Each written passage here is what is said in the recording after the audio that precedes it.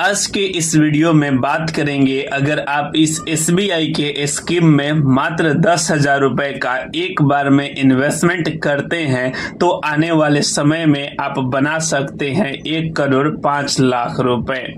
जी हाँ दोस्तों, यह एक बहुत बेहतरीन स्कीम है। अगर फ्यूचर में आपको कोई बड़ा फंड की जरूरत पड़ने वाली है एज आपके चाइल्ड का एजुकेशन, या कोई मैरिज प्लान करने वाले हैं, या रिटायरमेंट प्लान करने वाले हैं, तब तो ये वीडियो आपके लिए और भी ज्यादा खास होने वाला है, क्योंकि इस वीडियो में हम बात करेंगे SBI के एक ऐसे स्कीम के बारे में कि जिसमें आपका वन टाइम इन्वेस्टमेंट होगा और आपको इतना बड़ा कर्पस बन जाएगा जितने आप सोच भी नहीं सकते हैं। अब आपके दिमाग में सवाल आ रहा होगा कि ये कौन सा ऐसा म्यूचुअल फंड है, इसमें आप कैसे इन्वेस्ट कर सकते हैं, इसकी क्या रिटर्न आने वाले समय में कितना % का रिटर्न देगा, और इस फंड का बेसिक जानकारी आपको इस वीडियो में बताएंगे। और साथ में आपको बताएंगे कि यदि आप इस फंड में मात्र 10,000 का इन्वेस्टमेंट अगले 10 साल या 20 साल या 25 या 30 या 35 साल तक वन टाइम कर देते हैं, तब आपका कर्पस कितना बड़ा बन सकता है। तो आइए पहले हम इस फंड के बारे में बताते हैं, फिर आपको बताएंगे कि आपका इन्वेस्टमेंट कितना जल्दी ग्रो करता है। करेंगे SBI के magnum mid cap mutual fund के बारे में। जी हाँ दोस्तों, यह म्यूचुअल फंड अपने इन्वेस्टरों को पिछले 5 सालों में 34% का रिटर्न देकर कहीं ना कहीं बहुत बड़ा फंड बनाने में मदद भी किया है।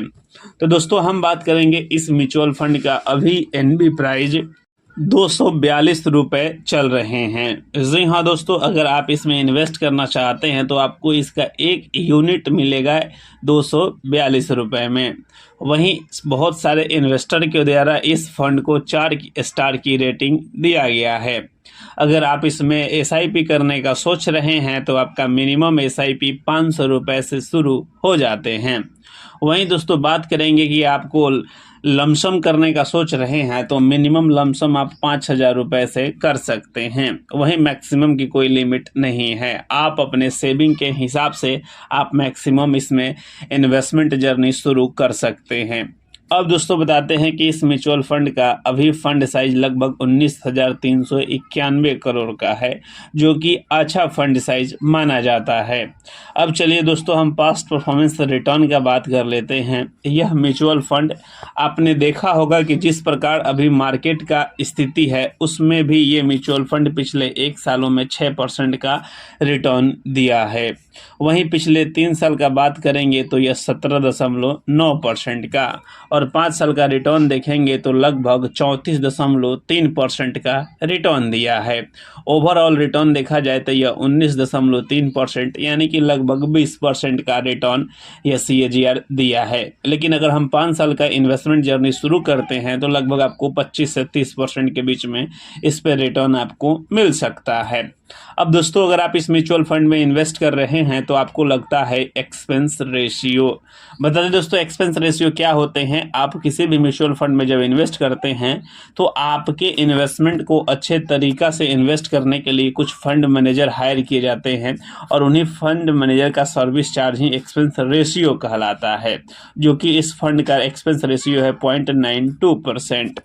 वहीं अगर आप इस म्यूचुअल फंड में इन्वेस्ट करते हैं और 1 साल के अंदर ही एग्जिट ले लेते हैं, तब आपको एग्जिट लोड लगता है। बता दें कि 1% इन 1 साल के अंदर अगर आप एग्जिट लेते हैं तो 1% का एग्जिट लोड देना पड़ेगा। वहीं बात करेंगे कुछ टैक्सेशन का, तो इसमें long term capital gain tax 12.5% लगता है यदि आपका रिटर्न 1,25,000 के ऊपर रहता है तब। वही शॉर्ट टर्म कैपिटल गेन आपको 20% लगता है। शॉर्ट टर्म कैपिटल गेन आपका 1 साल के अंदर होता है, और लॉन्ग टर्म कैपिटल गेन आपको 1 साल के ऊपर में लिए जाते हैं। अब चलिए दोस्तों, इसका होल्डिंग एनालिसिस करके बताते हैं। बता दें कि इसमें इक्विटी में लगभग 92.1%, कैश में 7%, वहीं डेट 0.7% है।